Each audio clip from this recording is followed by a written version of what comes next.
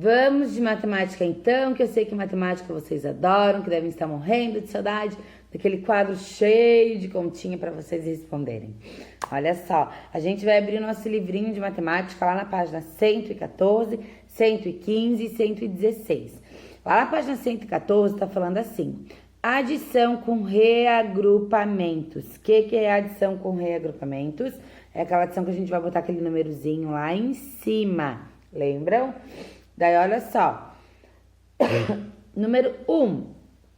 Ângela precisa trocar alguns eletrodomésticos de sua casa. Ela se interessou por essas ofertas e pretende pagar à vista. Vamos calcular de duas maneiras diferentes quanto Ângela vai gastar nessa compra. Complete os cálculos. Então, ali, vocês têm duas maneiras diferentes de montar uma continha. Daí vocês vão ter que terminar de montar elas, porque elas já estão pela metade. Ali na primeira é decompondo. Olha só, ali você já tem a metade da continha decomposta, certo? Daí ali embaixo vocês vão ter que terminar ela de decompor. Ali tem 3.000 e 1.000 mais 130 mais 7. Vocês vão ter que primeiro fazer a continha. 3.000 mais 1.000, que vai dar igual 4.000. Daí vocês vão botar duas flechinhas no 3, no 1, ali no 1.000, e depois no 130 mais 7 mais uma flechinha. Daí vão botar o resultado de 3.000 mais 1.000 e depois de 130 mais 7.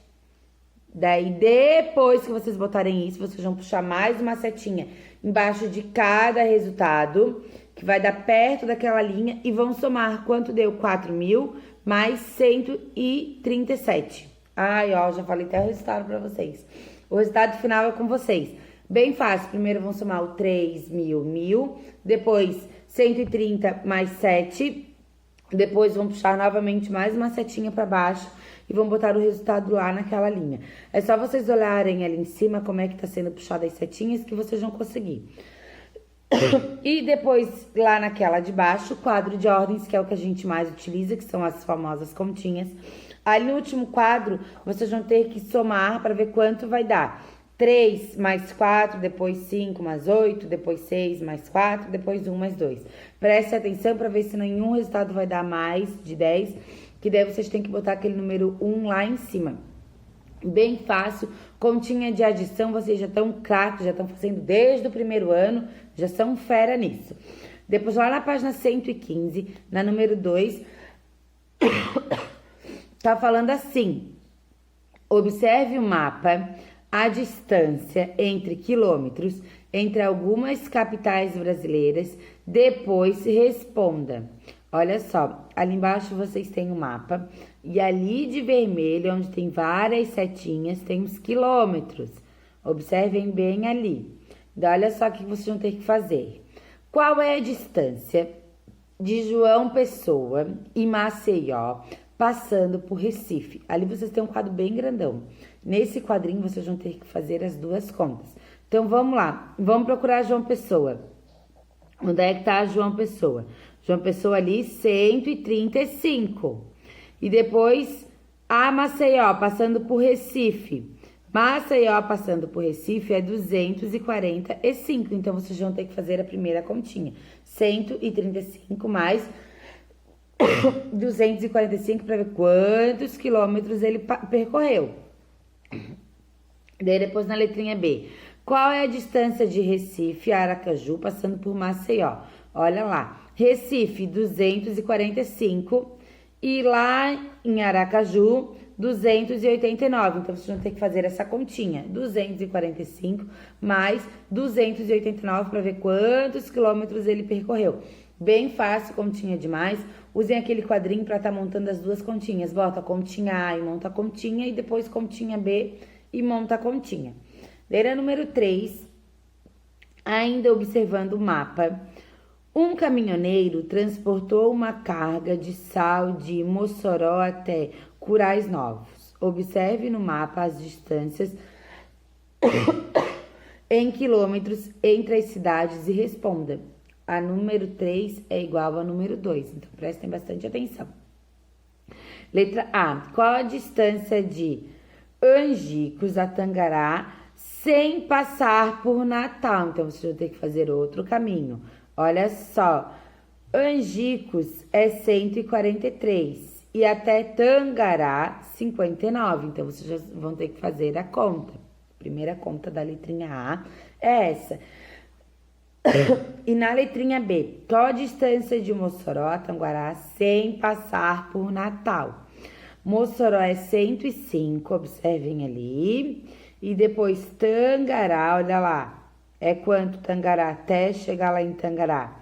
202. Então, vocês vão ter que fazer a continha para ver quantos quilômetros eles percorreram. Então, prestem atenção que a prof já ajudou vocês nas continhas. É só vocês agora montarem e responderem elas bem certinho. Cuida sempre se tem o número 1 lá em cima, se não tem, para vocês não errarem. Porque lembra que na matemática, um número errado, a conta já vai dar toda errada. Então, agora lá na página 116... tá falando assim, qual é a chance? Observe as duas faces da moeda de R$1. Ali vocês têm a cara e tem a coroa de uma moeda de R$1. Quem tiver a moeda em casa pode estar fazendo com o pai, com a mãe, cara e coroa, com o irmão, com alguém da família de vocês. Jogando uma moeda de R$1 duas vezes para o alto, podemos obter, por exemplo, cara nas duas jogadas, mas podem acontecer outros resultados. Escreva quais são os outros resultados possíveis de se obter quantas possibilidades de resultados você encontrou. Então, olha só, quantas possibilidades, quantas chances diferentes a gente tem se a gente jogar essa moeda para cima? Sempre vai ser igual? Vai ser diferente? Quais são as possibilidades? Cara e cara, cara e coroa, coroa e coroa, quais são? Vocês vão estar escrevendo ali. Tem 4 possibilidades diferentes. Já dei uma dica, são 4. Agora peguem uma moedinha, joguem pra cima para vocês descobrirem quais são as 4 possibilidades diferentes. Certo? E depois ali, naquele pontinho ali embaixo, podemos dizer que a chance de sair cara nas duas jogadas representa 1 em 4 possibilidades. Assim, qual é a chance de sair cara nas duas jogadas? Quantas em 4? Ah, não posso falar. Se eu falar, vocês vão saber. Joguem a moeda para cima para vocês descobrirem qual é. Eu já dei a dica que eu nem podia dar, que são 4 possibilidades. Então, primeiro vocês vão ter que fazer o primeiro pontinho jogando a moeda para cima, para depois vocês descobrirem um pontinho. Prof, não tem a moeda de R$1 hoje. Posso fazer outro dia? Pode, não tem problema. Quando vocês fizerem, mandem fotinha para prof. Se não tem a moeda hoje em casa, não tem problema. Quando vocês conseguirem a moeda, vocês podem estar fazendo essa atividade, certo? Depois ali na letrinha B. Luiz vai jogar 2 moedas de R$1 para o alto. Veja o que disseram Lucas, Sara e Jéssica sobre esse sorteio. Eu acho que vai sair cara nas 2 moedas. Aposto que vai sair cara em uma moeda e coroa na outra. Pois eu acho que nas 2 moedas sairá coroa. Olha só, cada um acha uma coisa diferente. Daí naquele pontinho tá falando. Quem tem mais chances de acertar o resultado? E por quê? Quem que vocês acham que tem mais chance de acertar o resultado? Todas? Nenhum? O Lucas? A Sara? E agora? Pensem, porque tá bem fácil. Eu tenho certeza que vocês vão conseguir fazer tudo. Tanto para responder a A como a B, façam primeiro esse negocinho da moeda, do cara e coroa, que daí vai ficar mais fácil para vocês entenderem como é que vai funcionar a atividade.